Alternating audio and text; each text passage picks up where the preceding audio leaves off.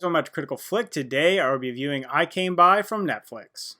So I Came By is a new thriller film that just released on Netflix this week, and it follows the story of two graffiti artists that go around into these like very rich people, very affluent people's homes, and they tag up their homes to kind of make a political statement about how, they kind of need to be brought down a peg. These rich people are corrupt and everything like that. And they discover a home of a former judge named Hector Blake, who's played by Hugh Bonneville, who you probably know from Downton Abbey as well as the Paddington films. He's a really great actor, so I was really excited to see him in this role, and he plays more of a villain role in this film. So it's something a little different from him that I hadn't seen before, and I think he did a good job, but there's some other parts about this movie that just fall a little flat. George MacKay, who you know from 1917 and some other really good performances, is in this movie. He plays Toby. He's one of the two kind of graffiti artists that want to break into the home. Very early on in the movie, he breaks into this house where he's going to, kind of tag it up, like I said, bring this judge down. He kind of have a checkered past of things he's done in the past, his family history in particular. And then he realizes as he's, running around the house, he's trying to figure out where he's going to tag, where he's going to put all the things in the house, that in the basement he finds a room where there's someone being stored in there. He's keeping people hostage, and then quickly Hugh Bonneville's character returns, discovers him, and then kind of traps him in the basement. And one of the weird things about this movie is that it kind of shifts who the protagonist is throughout the film. So in the beginning, you're kind of invested in George MacKay's character and where it's going. This Toby individual, he's kind of a lost soul. He's someone who, he's a little bit older. He wants to be out of his parents' house. He gets in this conflict with his mother. There's actually a lot of like interpersonal family relationships that are kind of side stories in this film.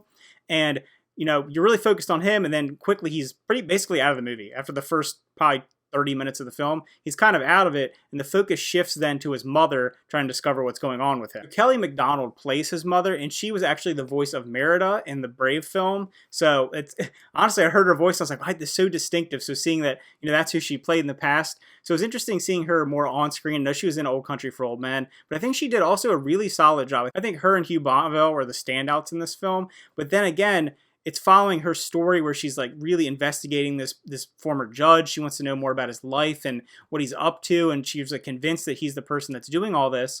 And then by the end of the film, not to go into too many spoilers, it kind of shifts to another protagonist who is Toby's best friend. So one of the things that really distracts, I think, for the flow of the film is kind of this shifting between who is basically the main character of the movie, broken into three different parts, and it kind of leads to some anticlimactic moments. You're being built up for these confrontations between Hugh Bonneville's character and then these other people, and it just kind of gets cut short every single time. So you don't have enough time to like build up a relationship or build up stakes, and then it kind of gets taken away from you. And I think that's something that really hurts the movie in a way, because like I said, some of the individual performances are really good, and I think the concept on itself of them being in this house, kind of being trapped, not expecting what's happening, kind of like a Don't Breathe type thing, is something that could have really elevated this movie, having Hugh Bonneville as this villain.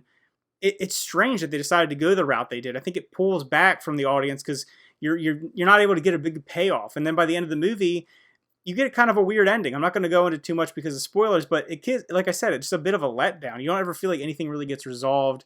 None of the characters really feel like they get any justice.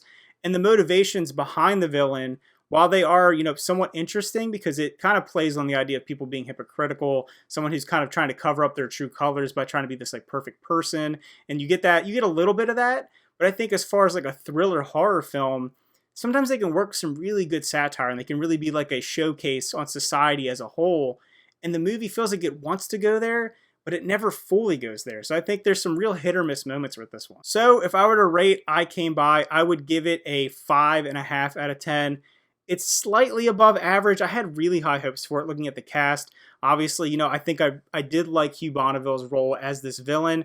I would like to see more of that. He's really intimidating. He's someone who does a really good job of putting on and off the mask in this movie, and that's something I enjoyed. I also think the premise is very interesting, and where it started, I really thought it was going to go in a different direction, and it feels like it kept sputtering to get started, and it never fully got there. So if you checked out I Came By, let me know what you think about it. Maybe you enjoyed it more than I did. Maybe you didn't enjoy it. It is, like I said, it has that kind of sputtering pace to it. It is a little slower. So maybe I was expecting a little more of a thrilling, Don't Breathe type film out of this, watching the trailers, seeing Hugh Bonneville and some of the others involved in it. So let me know what you thought. Leave those comments down below. Remember to like and subscribe, and see you guys next time.